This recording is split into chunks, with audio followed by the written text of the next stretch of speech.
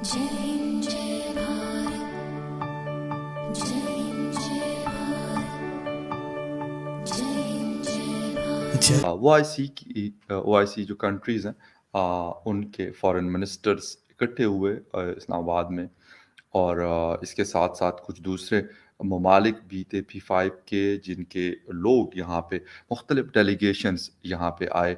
No doubt about it कि एक बहुत बड़ा शो था, लेकिन इसका हुआ क्या और क्यों हुआ? अफ़गानिस्तान के हवाले से बात हुई, कश्मीर जैसे कि इससे पहले भी मैं आपको बता चुका हूँ, मेरे वीडियोस में आप लोग देख चुके हैं, कश्मीर के हवाले से कोई बात नहीं थी, और शायद इसीलिए फिर जो कंट्रीज़ हैं उन्होंने शिरकत भी शायद इसीलिए की थी।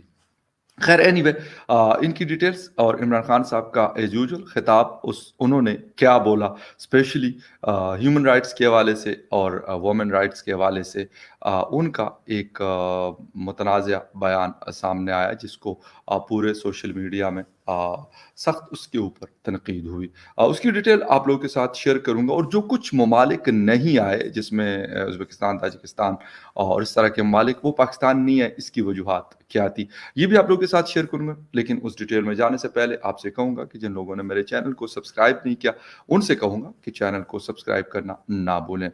बात हम लोग कर रहे हैं OIC के हवाले से, एक बहुत बड़ा शो था, वो चीज़ तो हो गई। आफ्टर 47 ईयर 1974 में I think so last time OIC conference Pakistan में हुई, जो भुट्टो साहब ने करवाई थी पाकिस्तान में, और बड़े टॉप के लीडर्स उसमें शरीक हुए थे।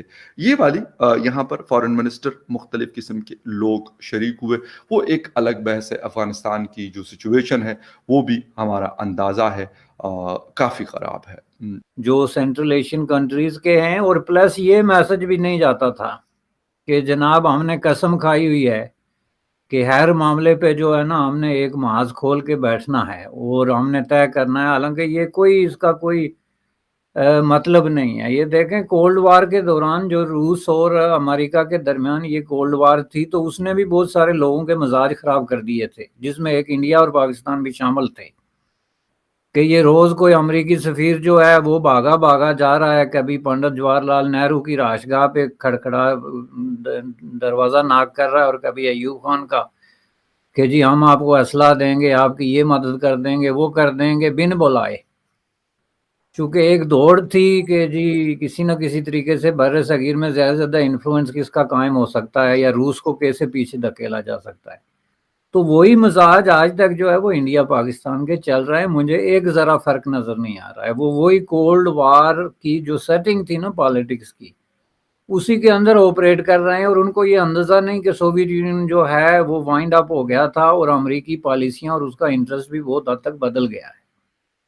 और अब तीसरी कोई कुव्वत इस दुनिया में नहीं है जो आके इनके नखरे उठाए बार बार और इनको कहे कि ये ना करें और ये करें। ये खुद ही एक मैच्योर होना चाहिए कंट्रीज को 70 साल बाद के भाई क्या चीज़ें जो हैं वो किस तरह की हैं। लेकिन ये बहरहाल बड़ी अनफॉर्चुनेट बात है, अफसोसनाक बात है कि एक ही लोगों की मदद के लिए, आप हमदर्दी के लिए, ख्वाह वो अफ़गानिस्तान के आम लोग हैं, उनकी किसी भी तरीके से, तो आप दो दो कॉन्फ्रेंसेस करते हैं और उनमें तासर ये उभरता है कि ये पैरालल हैं। इनका ये पैरालल तासर उभरना नहीं चाहिए, बल्कि ये चाहिए कि जी दुनिया मिलजुल के, तो अगर अफगान पीपल की कोई ह्यूमैनिटेरियन मदद जो है वो करना चाहती है, तो ये हो गया इसका ये पहलू जो इंडिया पाकिस्तान के हवाले से। बिल्कुल ठीक है। तो बैरिस्टर साहब आप ये बताइएगा सर कि ये जो OIC है, आप क्या समझते हैं कि अमेरिका के इन्फ्लुएंस के बगैर कोई रोल प्ले कर सकती है? एक तरफ आप देखें सऊदीज जो हैं वो भी अमेरिका को नाराज नहीं करेंगे। कतरीज जो है वो एक अपना न्यूट्रल रोल पहले ही प्ले कर रहे हैं और उनका एक इमेज इस तरह का है। अमारातीज भी कोई इसमें इंटरेस्ट नहीं ले रहे, इतना लंबा चौड़ा वो नहीं, बल्कि मैं देख रहा था कतर और UAE के तो फॉरेन मिनिस्टर भी नहीं आए पाकिस्तान। तो आप क्या समझते हैं, बगैर अमेरिका के जिसे कहते हैं विंग करने के, आंख मारने के, ये मुस्लिम ममालिक कुछ अफगानिस्तान पे कर सकेंगे? आप इसको इस एंगल से किस तरह देखते हैं? गो कि पाकिस्तान ने वेस्टर्न ममालिक को भी बुलाया हुआ था।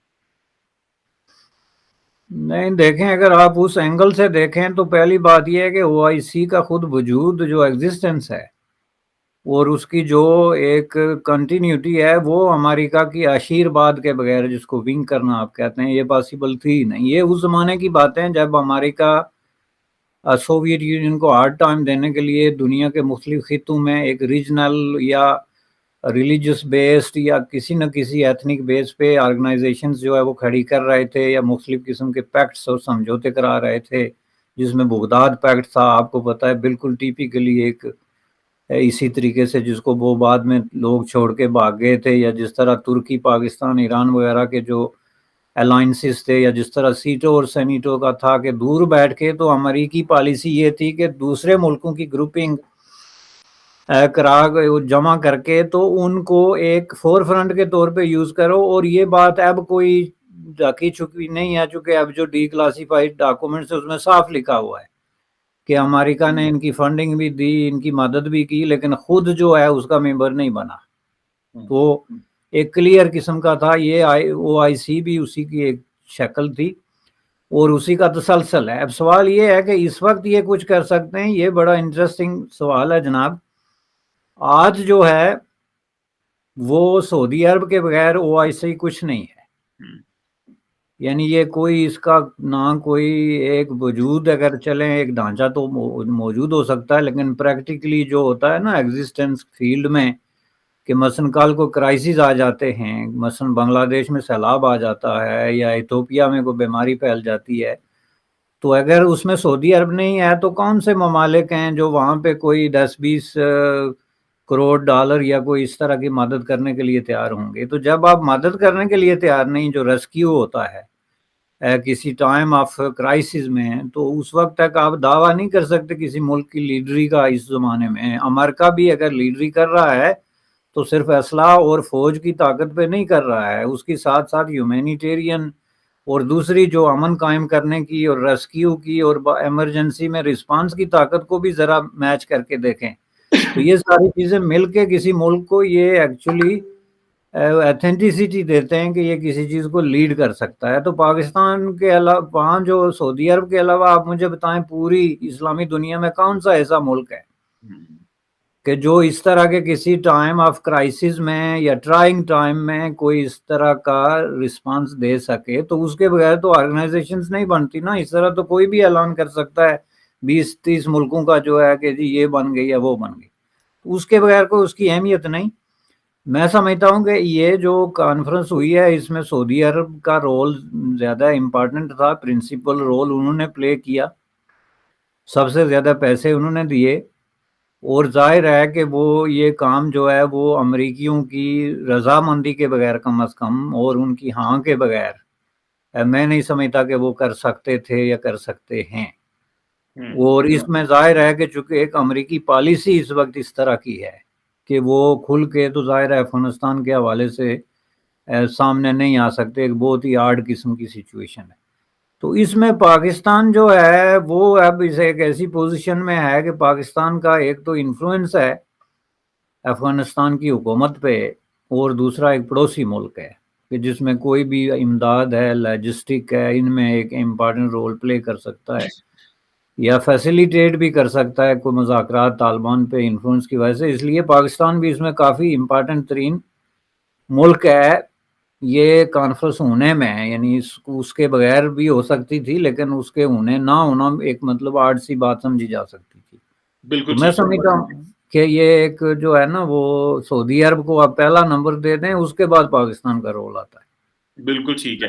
اچھا اب اس سے یہ بتائیے گا کہ یونائیٹڈ نیشن سیکیورٹی کونسل میں ایک جب India as a non permanent member security member تھا، وہاں پہ نان پرماننٹ ممبر تھا UN سیکیورٹی کونسل کا اگست میں، تو انہوں نے ایک قرارداد منظور کی پاکستان۔ تھینک یو دوستو اس ویڈیو کو پورا دیکھنے کے لیے۔ آئی ہوپ آپ کو یہ ویڈیو پسند آیا ہوگا اینڈ آپ نے لائک بٹن بھی پریس کر لیا ہوگا۔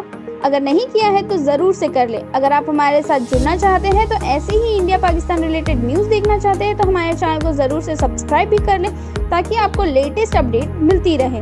ہمارا موٹیو ہے کہ آپ کو صحیح اور لیٹسٹ جانکاری دی جائے۔ تو ملتے ہیں آپ سب سے نیکسٹ ویڈیو پہ، تب تک کے لیے جے ہند، جے بھارت۔